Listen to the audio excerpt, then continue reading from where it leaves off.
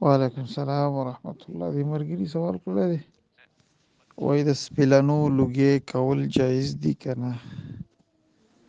نو سپیلنو لوګي د خوشبويي په نیت باندې کول چې دا ځای خوشبويه شي بالکل جایز دي. بعض انسانان دا لوګي خوښيږي بوی دپاره، نو خو جایز دی، هېڅ حرج هم پکې نشته دی.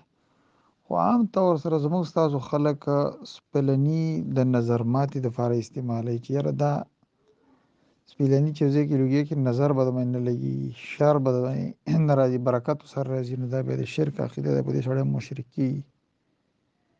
یو لوګی دی وکړه په لوګي مشرک شوی، دا نیت پورې اړه لري چې دا سپیلني عام طور سره زنانه یا ښځې هغې د نظر ماتې دپاره استعمالوي، په دوکاندارانو یې هم ګرځوي.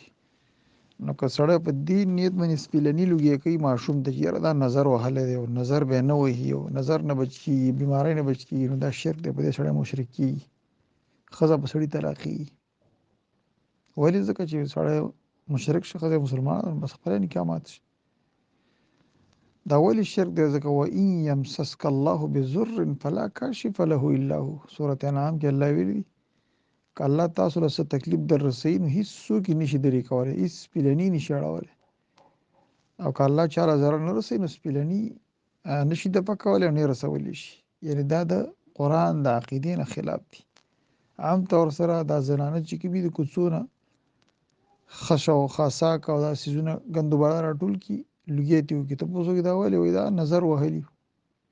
نو دا بیا د شرک عقیدې دي او د دې نه بیا سخت پرهیز پکار دی. او هسې د خوشبويي دپاره سړی سپیلني لوګی کوي، خو څه نارواله نشته دی، خو عام طور خلک یې په غلط عقیده لوګی کوي.